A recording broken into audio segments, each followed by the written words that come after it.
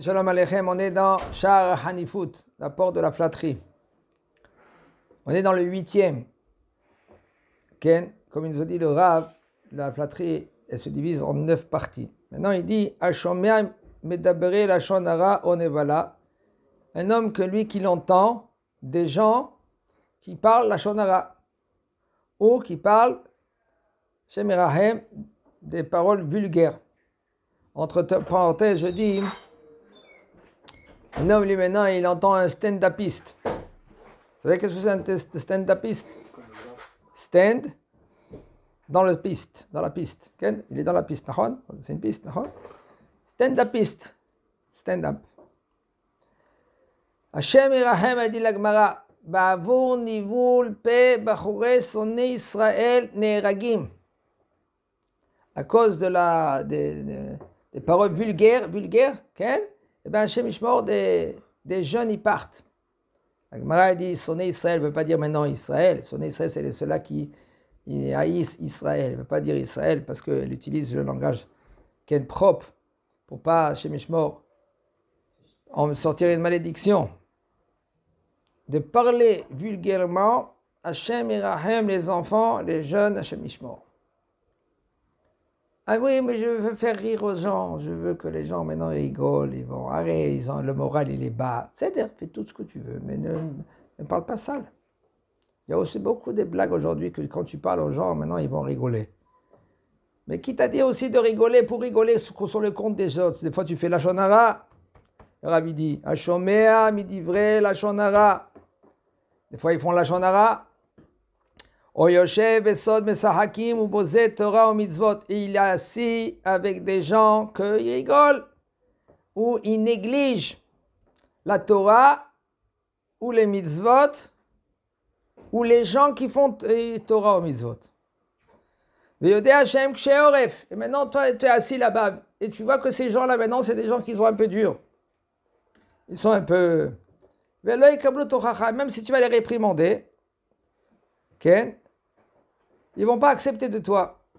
C'est pas évident. Dans des situations pareilles, c'est pas évident parce que des fois c'est avec la famille, des fois avec les amis, des fois le bonhomme lui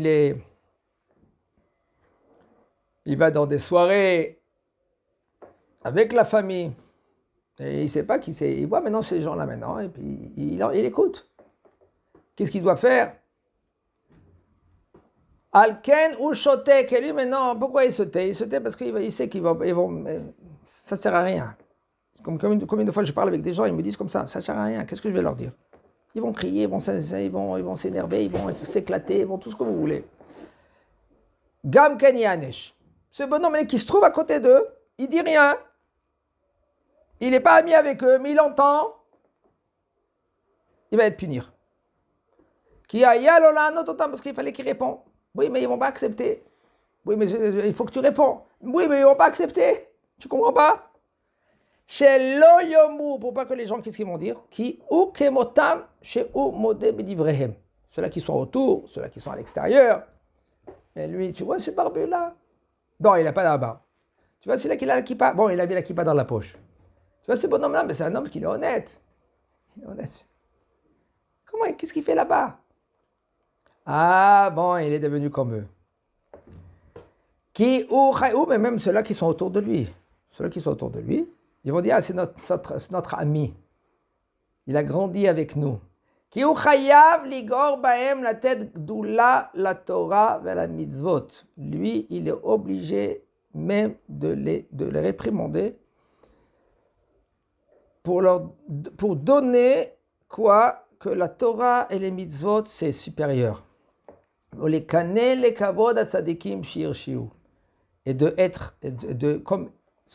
pas que se venger, les caner, ça veut dire avoir la kin'a, la jalousie contre, comme Pinchas. Qu'est-ce qu'il avait Pinchas?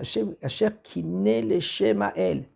Pinchas, lui, il a fait la jalousie d'Akadosh Baruch Hu. Il n'y a plus de Pinchas aujourd'hui, d'accord? Aujourd'hui, il n'y a plus de Pinchas. Parce que Pinchas, lui, c'était le seul. Quand je dis le seul, c'était le seul, oui. C'était le seul que lui, qu'il a vengé la vengeance d'Akadosh Baruch Hu. Avant de se venger, il a demandé à Moshe Rabbeinu, il y a une halakha. Mais il n'y a plus des Pinchas aujourd'hui. Parce que lui, c'est le seul qui a fait les Shem Shamaim, qu'il avait aucun intérêt. 100%. Pas parce qu'il était énervé, pas parce que moi je vais leur faire montrer, rien. Pour Hachem. Et il n'y a plus. Il y en a, mais ils ne vont pas être mécanés, ils ne vont pas faire l'acte qu'il a fait Pinchas. C'est pour cela que de nos jours, même un homme qui te dit « Moi, tu ne me connais pas, je venge la vengeance d'Akadosh Baruch Hu. » Excusez-moi, monsieur, va prendre un verre d'eau, calme-toi. D'accord? Il faut se calmer. On ne peut pas prendre le digne entre notre main. Pinchas, il a fait un jugement avec Moshe Rabbeinu et Aaron. Il a dit à Aaron, à Moshe Rabbeinu, il pleurait. La halakha, il a oublié, Shemishmo. Et pourquoi? Les Mfarshim me disent pour que Pinchas il vient et il reçoit maintenant la Keuna, parce que lui, il devait recevoir la Keuna. En fait, quand il n'a pas reçu la Keuna, pourquoi il n'a pas reçu la Keuna? Parce que quand on a donné la Keuna, c'était le fils de Elazar. Il devait être Cohen lui aussi. Mais c'est après qu'on a dit que Aaron est Cohen, il est Cohen, et ses descendants étaient déjà nés. Alors il n'était pas Cohen. Mais après, il a reçu la Keuna. Grâce à qu'est-ce qu'il a fait? Il est venu vers Moshe et Aaron. Mais Kvod Arav, c'est la halakha, nachon. C'est la halakha. Moshe, il ne pouvait pas parler. Parce qu'il était un peu corrompu. Sa femme, c'est une Midianite. Il ne dit rien. C'est vrai, c'est la halakha, tu fais. Bravo. Il n'y a plus de Pinchas. Tu veux venger Akadosh Baruch Hu? Étudie la Torah. Étudie 5 heures d'affilée sans s'arrêter. Rashi, Gemara, Tosfot. Sans s'arrêter. Sans lever la tête. Ça, c'est de se venger. La vraie vengeance. Et c'est le fait que le bonhomme, il est assis avec eux, il ne parle pas pour essayer de les réprimander. Comment vous parlez contre un rave? Comment vous parlez contre celui-là qui est Shomer Torah Mitzvot?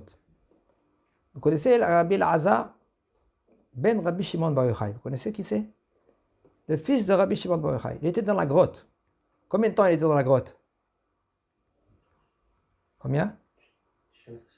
12 ans. 10 plus 2. Et lui, Kodesh Kodashim. Kodesh Kodashim.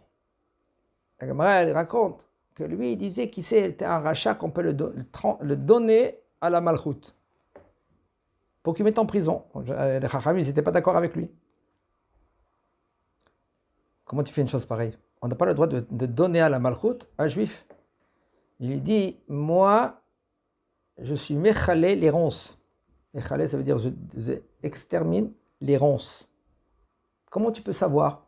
Comment c'est possible? Wa HaKodesh, même tu n'as pas le droit. Lui, il les a prouvé au Chachamim que lui, il avait le droit. C'était le seul.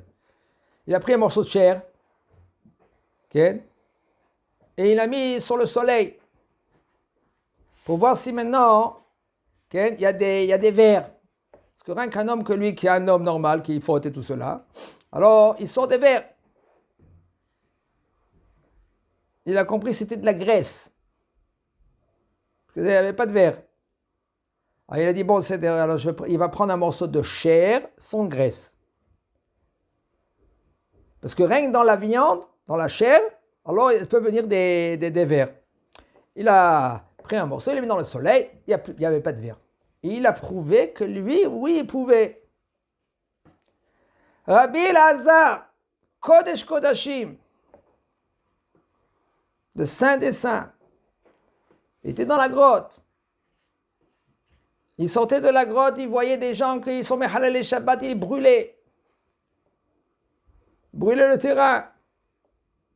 Il a dit, qu'est-ce que vous êtes sortis maintenant de la grotte pour détruire le monde? Rentrez dans la grotte. Ils sont rentrés dans la grotte. Rabbi Elazar, Kodesh Kodashim. Il était dans le Beth Midrash, tout d'un coup, il entend quelqu'un qui parle pas bien avec un Talmid Chacham.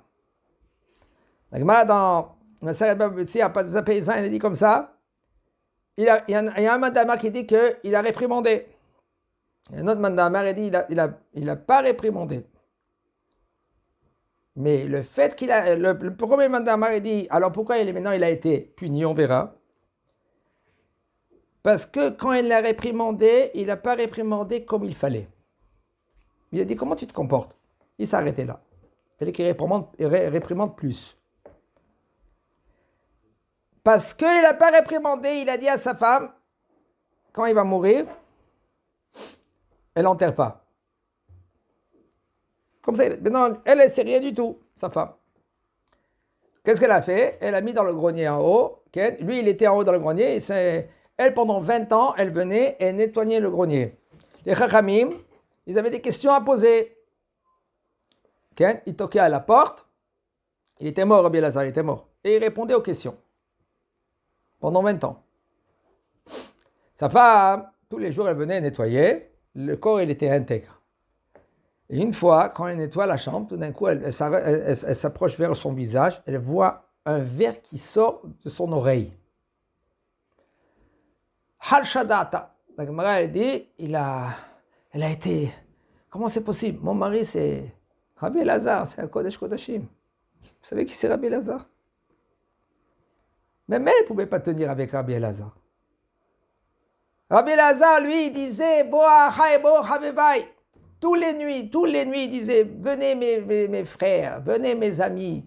De quoi il appelait? Il appelait toutes les souffrances. On n'a pas le droit de faire ça, mais lui, il a dit comme ça. Pourquoi? Pour être mechaper pour Am Israël. Lui, c'est kapara. Lui, il souffre à cause de Am Israël, pour réparer Am Israël. Et la Gemara, elle raconte que tous les nuits, sa femme, elle venait, elle changeait tous les draps à cause du pu, à cause du sang. Et lui, quoi? Le lendemain matin, tout ça partait, il partait au Beth Midrash comme il n'y a rien eu. À la fin, sa femme, elle a dit que j'en ai marre. Je travaille, j'enlève tous les draps, je changer des draps, des couvertures, des draps, des coussins, des draps. J'en avais marre. Je peux pas. Alors elle a dit, qu'est-ce que tu fais, qu'est-ce que tu veux? Où elle est partie? Elle est partie chez son père. Même la fille, à la fin, elle a dit, papa, je peux plus. Elle est partie chez son grand-père. Vous pouvez y aller, il a dit. Tout d'un coup, on toque à la porte. Rabbi Elazar, il est là. Oui, qu'est-ce que vous voulez? On a un stock de draps et de coussins et de couvertures. Qu'est-ce qui se passe? Elle dit, voilà, il y a une tempête. La tempête, elle est venue, le bateau, elle est cassé. Il est coulé. On a dit, si on sort de cette tempête, Srut Rabbi Elazar, Rabbi Shimon, on donne tant et tant couverture et Baruch Hashem, il a dit après sa femme qu'elle est venue, elle a dit à sa fille, ma fille, viens, on va voir qu'est-ce qui se passe avec papa. Peut-être Hashem Erachem, c'est pas joli quand même, c'est papa. Elle est venue à la maison, elle boit, il était déjà avec les draps, il était avec les couvertures, propre et tout cela, elle boit des stocks. Elle dit, qui c'est? Elle dit, c'est lui, il m'a jamais laissé. Et lui, Rabbi Elazar, il était dans le grenier là pendant 20 ans. Et le verre, il sort de son oreille. Hal Shadata, sa femme, maintenant, elle était triste. Elle va dormir. Elle lui dit, tout d'un coup, Rabbi Elazar, il vient dans le rêve, il lui dit, ma femme, pourquoi tu es triste? Faut pas être triste. Moi, j'attendais pendant 20 ans comme ça que je répare une faute que j'ai faite. Quoi? Quelle faute? Le fait que j'ai entendu un bisayon d'un Tamid Chacham, on a négligé un Tamid Chacham, et je n'ai pas réprimandé comme il fallait. J'ai réprimandé, mais pas comme il fallait. J'ai attendu pendant 20 ans qu'on l'accepte en haut, le fait que je demande Mehila. C'est pour ça qu'il n'était pas enterré pendant 20 ans. Et le verre, il est sorti maintenant de son oreille. Pourquoi? Son oreille, il a entendu. Qu'est-ce que tu as entendu? On néglige un Tamid Chacham et tu dis rien du tout?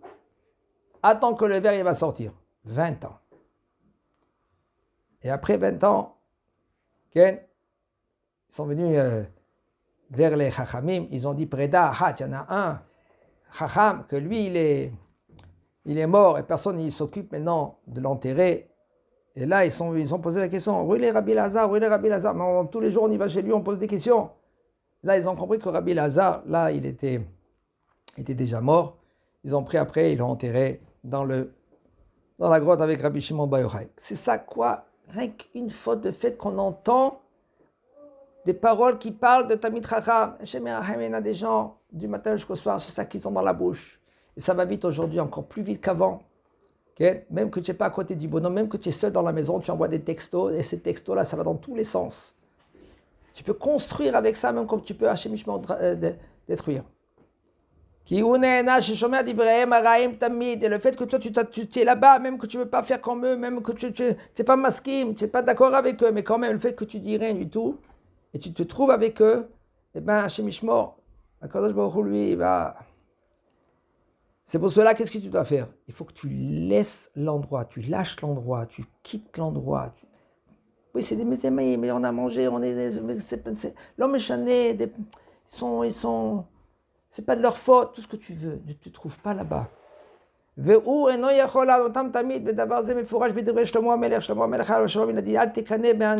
faut pas être jaloux des gens qui font le mal.